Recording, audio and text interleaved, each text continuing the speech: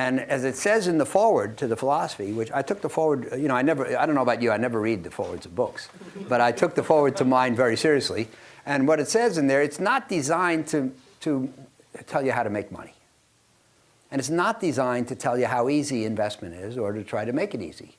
And in fact, my highest goal is probably to make it clear how hard it is. Investing is very difficult because it's kind of counterintuitive, and it kind of turns back on itself all the time. And there are no formulas that work. So what I tried to do in the book is teach people how to think. And now the thoughts they should hold change from time to time. But how to think, I think, is valid in the long term. It's my investment philosophy. And I wasn't born with an investment philosophy. You'll hear from a lot of people, if you're interested in investing, who'll say, well, I started reading prospectuses at age 8. And I didn't. At 13, I invested my bar mitzvah money, which I didn't do. And in fact, when I was getting out of graduate school, age 23 in 1969, so I know you can all do the math, I didn't know what I wanted to do. I had studied finance at Wharton and accounting at Chicago, and I knew I wanted to do something in finance, but I wasn't very specific. So I interviewed in 5 or 6 different fields: large consulting firm, small consulting firm, accounting firm, corporate treasury, investment management, investment banking, 6. So, I ended up in the investment business. Why? Because I had a summer job in '68 at Citi in the investment research department. I liked it. Had fun, right? That's a good reason.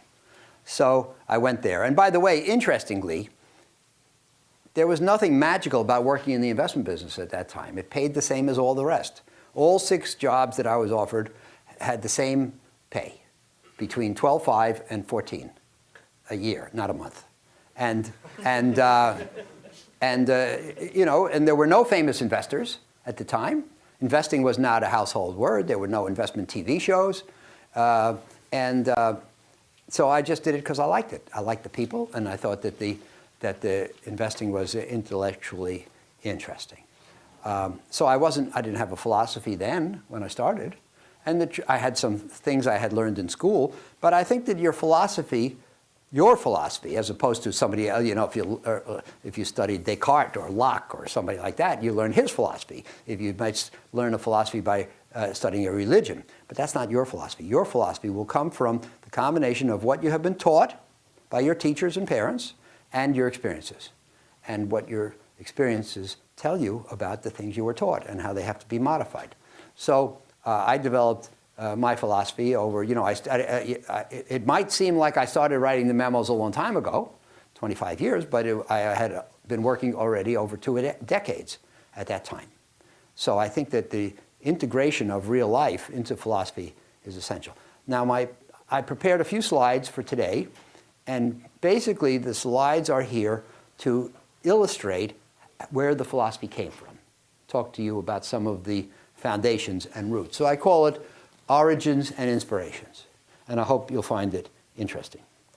So, first of all, not in order chronologically, but hopefully in order to try to make something intelligible. Fooled by Randomness by Nassim Nicholas Taleb. Now, who here has read that? All right, more people than have read my book. And I think it's very important.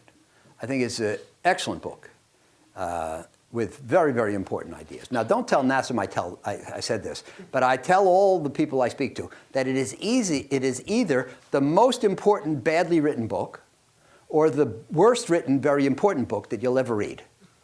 I think it's not very clear, and I think it's not, maybe there's no attempt to make it clear.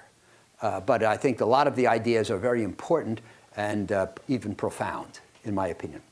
So among other things, and the basic theme is that in investing, there's a lot of randomness.